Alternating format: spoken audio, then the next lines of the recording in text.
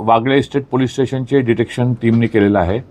त्याच्यामध्ये एक खूप नावाजलेला आरोपी आहे, ज्याचे पूर्वीचं खूप मोठं रेकॉर्ड आहे।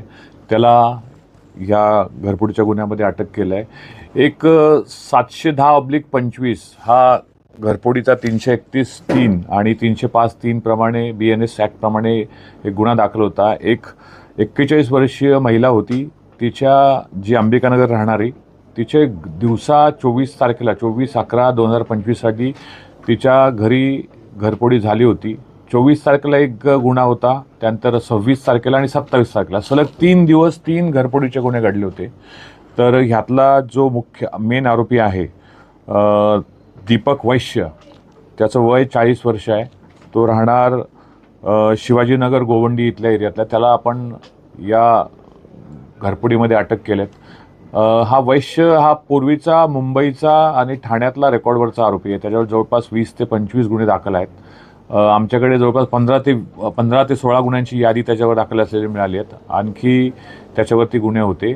आता वागळे स्टेट पोलीस स्टेशनच्या तपासामध्ये त्यांचे जे 3ही घरफोडीचे गुन्हे डिटेक्ट झालेले आहेत आणि संपूर्ण माल यामध्ये रिकवर झालेला आहे।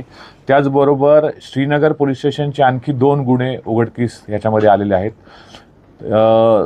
त्याची आता तपास आरोपीला त्यांच्या हँडओव्हर करून हे परत आरोपीकडून निष्पन्न होईल। त्याचबरोबर आणखी वर्तकनगर असतील किंवा कोपरी असतील, त्याचबरोबर तुमचे कासारवडवली असतील, असे आणखी काही गुन्हे या प्रसंगी आता मला वाटतं डिटेक्ट होतील।